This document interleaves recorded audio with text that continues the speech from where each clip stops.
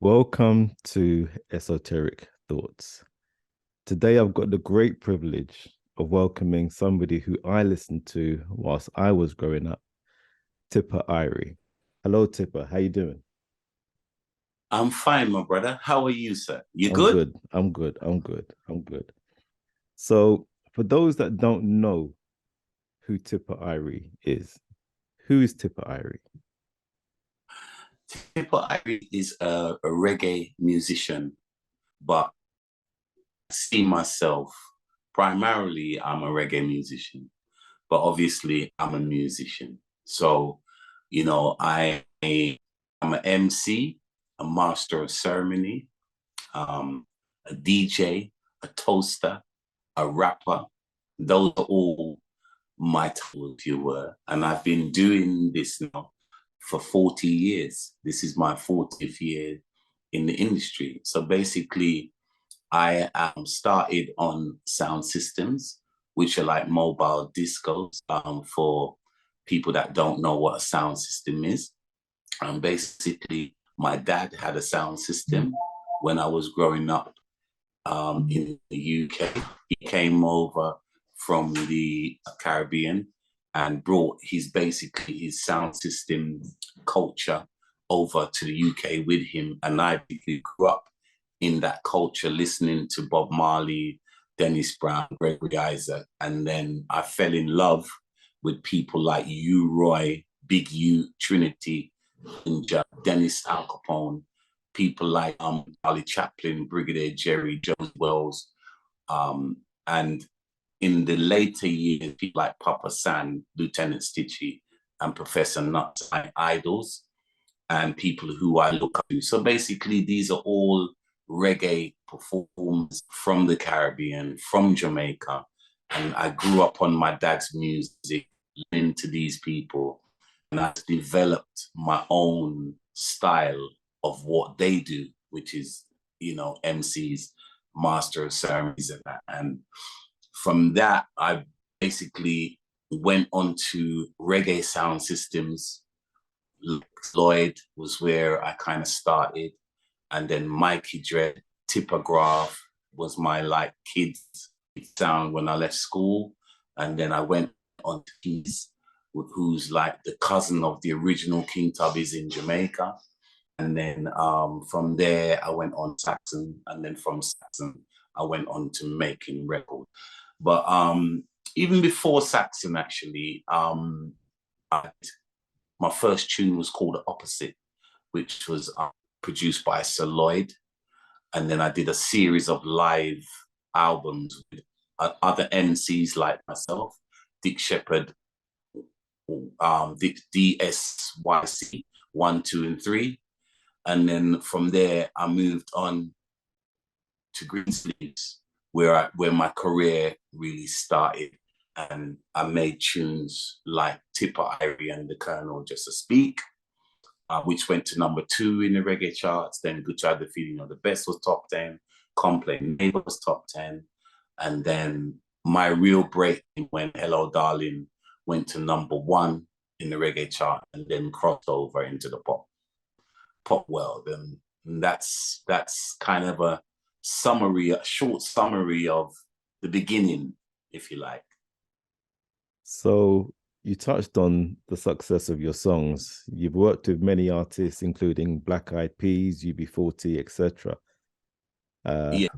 how did the success, especially like when you started with Greensleeves, how did that success change your life? Well, I started to, it became my career because when I left school, I was in plastering. I was in cement. I was a laborer, you know, and I didn't leave school with much qualifications. So my mum got me a job mixing cement and carrying cement bags and helping like apprenticeship.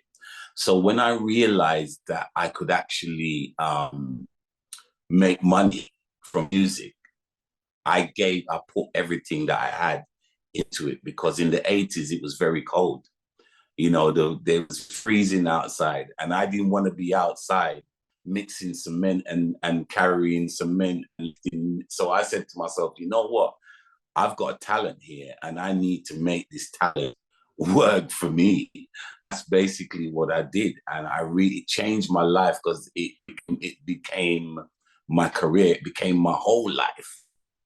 You know, obviously, as a musician, when you're just starting and you're just putting yourself out there, for you to be successful at anything, you have to work harder, you know, and you have to, and that's what I did. And you have to be committed, you have to be dedicated. And so I decided that that's what I was going to do. And it worked for me. As a child, did you ever have to go to church? Yes, it not, you know, my parents wasn't so strict or so, you know, disciplinarian on that front, because my dad, you know, my dad was a hardworking man, and he ran greengrocers. So a lot of the times, you know, Sunday mornings we'd be going to get supplies for the shop and whatever, and I used to have to go with him. So we were, you know, religious to a sense, but it wasn't, you know, we had, my mom and dad had the values, but they didn't really, you know, instill it on us so hard. But obviously, when there was occasions for us to go to church, you know, we would, you know, obviously if it's a wedding, funeral, christening, things like that, then obviously you kind of, you know, you go, you pay your respects, you go to celebrate, you go to celebrate a christening and whatever. But it wasn't like we were religiously at church every Sunday. We would go every Sunday. So you were lucky that you weren't one of us that were dragged to church. Yes, I wasn't dragged to church because my dad went back to Jamaica when I was 16. So, but when I was a youth, you know, because they was so busy with, because obviously it was only us. It was only, you know, dad and my mom and me and my two sisters. So, and when you're running a greengrocers, it's a lot of responsibility because you're getting supplies for the community. Because a lot of the community used to come to my dad's shop to buy their yam and banana and all of their supplies. So he was on it. You know, he was definitely, you know, business minded. So years later to now, are you religious or spiritual in any way now? Um, you know, I mean, I believe in the creator, you know, I believe in God, you know, but I don't, you know, I don't make it, you know, the whole focus of my life. You understand me? I know that this was created. Things didn't just appear. You know, this beautiful earth and that we live in, it didn't just appear. Somebody must, or something must have created it. So for me, you know, I believe that they're in the Father and I believe in the Creator. But obviously, it's not my driving force. I don't feel like I have to push it on me or nothing like that. Just believe in, if you do unto others as you do unto you. So if you do good, you know, hopefully good will come to you. If you treat people with respect, and then hopefully that respect will come back to you. And that's kind of how I roll. So you have a new album out called Africa. Why that Yes, title? it's called I'm an African because that's what I am. Peter Tosh said he was a black man, he was an African. So when I heard the beat of the straight away, it just reminded me of when I went to Kenya, when I went to I'd done a tour of, you know, South Africa, um, places like Botswana and these kind of places. And when I heard that beat, and especially the Gambia, I have a real love for Gambia, you know, because the people there, You know, I went there to do a show one time, and the people them showed me so much love. You know, it makes me wonder why I'm still in England, because I get so much love in those places. You know, maybe I should be there. I get more love there than anywhere else, you know, in Jamaica or England or America. You know, I get more love in the motherland. So I'm just warm to Gambia and places like that. And my manager's husband is from Kenya. So I have a warm affection for the continent. I respect people like Akon and what they're doing to try to uplift Africa and to put, you know, Africa in a more positive light. Because at the time, you know, the media in these places show Africa in a negative way. And we know that the corruption is there, you know, because money and greed and whatever does breed that. But there is so much beautiful things, you know, about Africa. And so I just wanted to make that the title of my album, because I just believe it's what I stand for. I'm African. I'm proud to be that way. I was born, it celebrates the Caribbean, because my parents are from Jamaica. And obviously I grew up in London. I was born in London in Dulwich Hospital. You know what I mean? So, you know, the lyric also talked about living in the UK also as a Black man. So you've toured all around the world. What did you see in other countries and other cultures that changed your outlook on life? Well, when you go to different parts of the world, obviously, you know, people do things different. So when you go to places like Thailand, the respect that they have for each other, you know, and their elders and how they, you know, they bow and they, you know, there's a level of, you know, you can see the respect there. And not to say that we don't have that in our culture, but some places you go, you know, places like Italy, you can see the family is very important. Places like Italy, you know, and then when you go to California now, which is to me is completely different, because it's tinsel town, so it's pretty much money driven. You know, it's pretty much show the vanity and show the what you have, and what I find funny about California is, like, one time I went to play there, and my friend was playing at this place, and he was playing some percussion, and I just came there and I just started to sing, and they didn't know who I was, you know, and the person that was there, you know, I think she was like a staff member or something, and she was just like, oh, she was very kind of rude, because she thought that I was just a busker, right? I was just a busker there, coming with my friend to sing. So she was very, you know, very, and then my manager now is laughing, you know what I mean? She's laughing. She goes, this woman don't even know who she's talking to and whatever. She just said that. And then what I did, I just opened my phone and I took out the tune that I did with the Black Eyed Peas, and I showed her the phone. And I said, this is me. I'm here because I love this guy. Yeah. And I showed her. And she's like, oh, I'm so sorry. But her whole aura changed, because she now realized that I was, you know, somebody, you know, important, or somebody famous, you know. So California is very special, you know what I mean? I found it there. Obviously, there's real, I would say, like, real people there, but it's everywhere you go, it's a different vibe, a different India. You know, India was interesting, you know, but also could be racist, you know. And Australia, I found, you know, the people that came to my show were wonderful.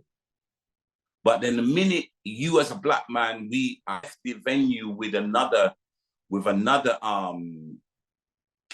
set of people, went to a pub. I was, you know, then I felt like, oh, what's this all about? I felt the hostility, and I felt the, you know, the way, you know, the negativity and the, you know, and I wasn't welcome. You know what I mean? And I thought, wow, look at, from one extreme, you're a geek and everybody's giving you all this congratulation because they love your music, and you come out of that environment and you go. So I'm just thinking, well, imagine if this is what I would have to put up. I live, you know, it's not great. And so you go, you know, sorry to change. It's like you know, it's not a difficult question because but every country teaches you something. Every country there's because you know because the religion is different in every country. There's, you know, you might go to a Muslim country, you know what I'm saying? But I find, you know, Apache Indian is my good friend, you know, lovely person, you know. But then when I went to India and I did experience the fact that I was a black man and I wasn't a Hindu man, I still felt racism when I'm there. When you go to, you know, certain places where you expect it to be, experience it. Like when I went to Russia, you know, when I went to Russia, the people them nearly tore my clothes off of my body, you know. The women them went crazy. They were crazy. Yeah. I went to this place called Kazakhstan or something like that. And, you know, you expect people to be, you know, enthusiastic.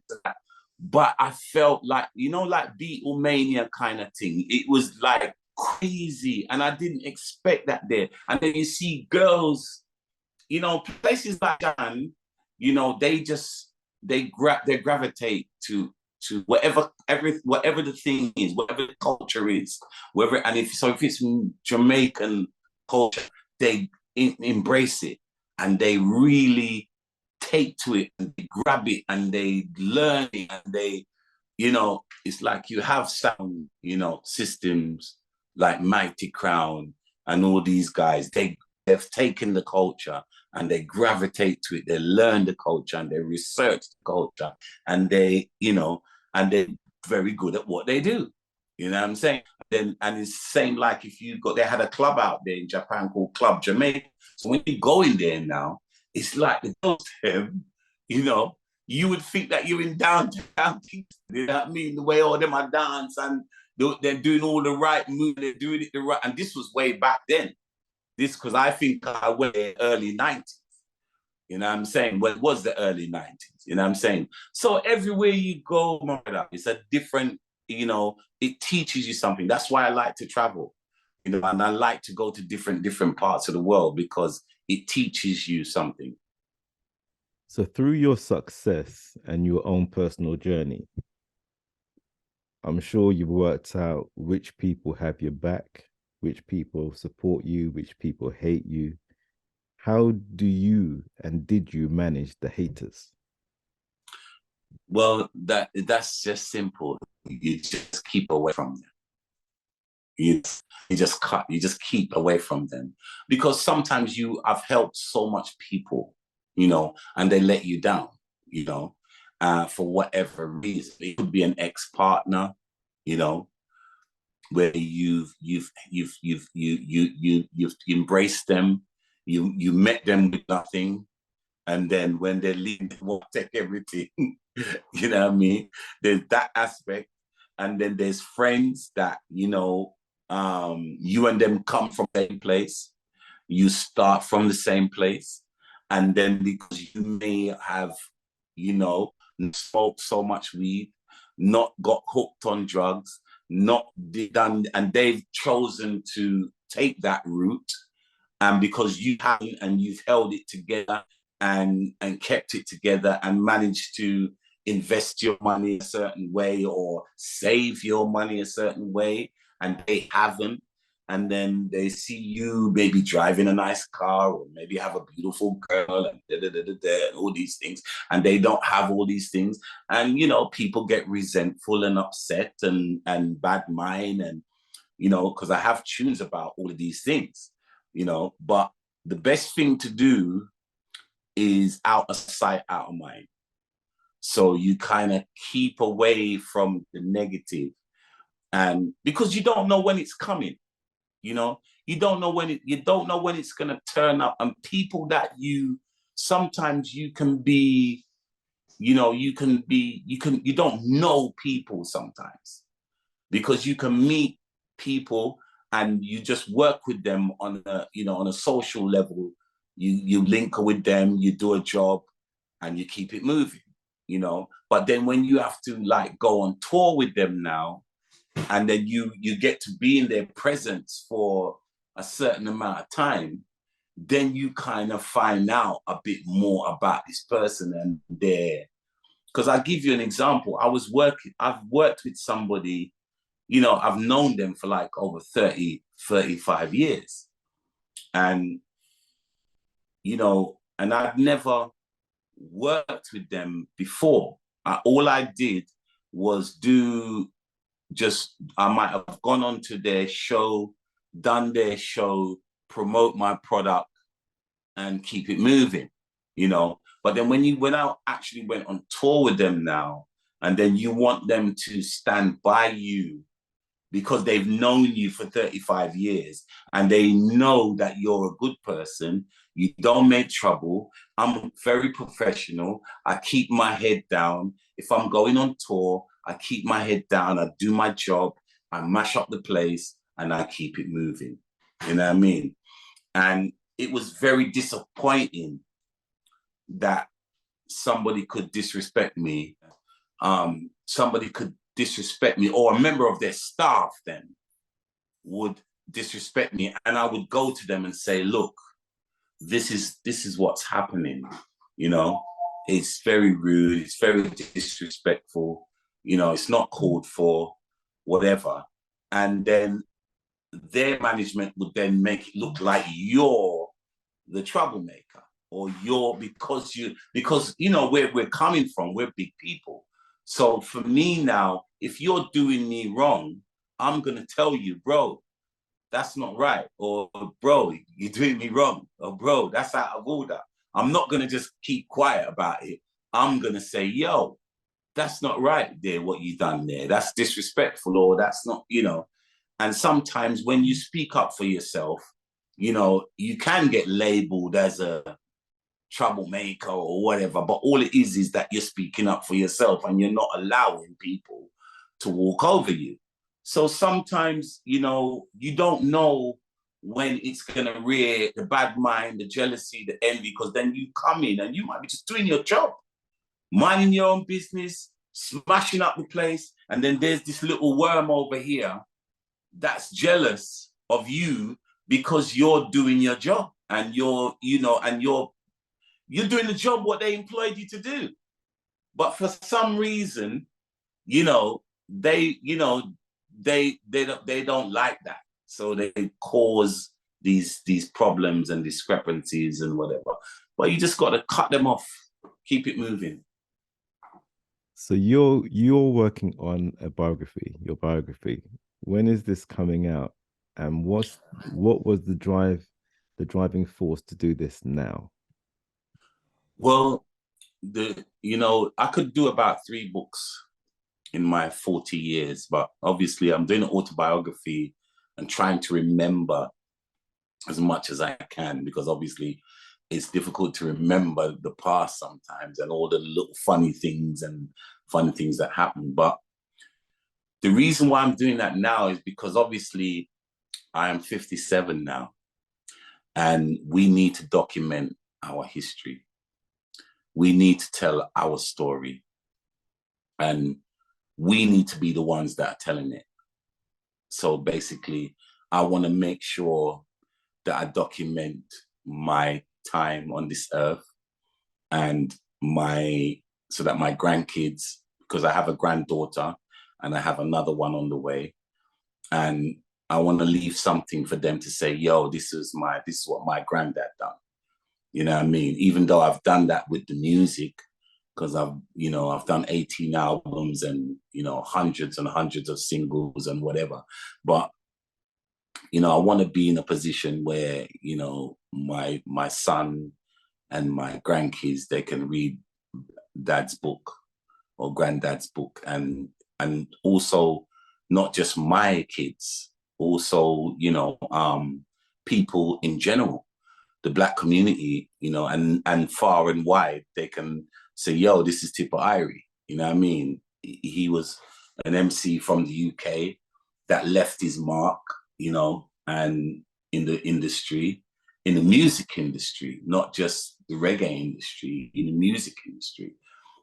I've been nominated for a Grammy and things like that, and had, got countless awards, and probably should have even more, for the volume of work that I've put in, but I don't really want, I appreciate more an award from Stereograph Sound System, or from Tony Williams, than any other award, or than an OBE or MBE or any of these things. They don't really, I'm not really excited about any of those things anyway. I wouldn't take one if they offered it to me anyway. I would say thanks, but no thanks. You know what I mean? Because I have my principle. I mean, other people are different, but that's their choice. They might be excited about that, but that's not me. I know what we don't have to go into that. That's just my take on it. Tippa Irie, thank you for joining Esoteric Thoughts today. Thank you. Much respect, my brother. Take care. One love.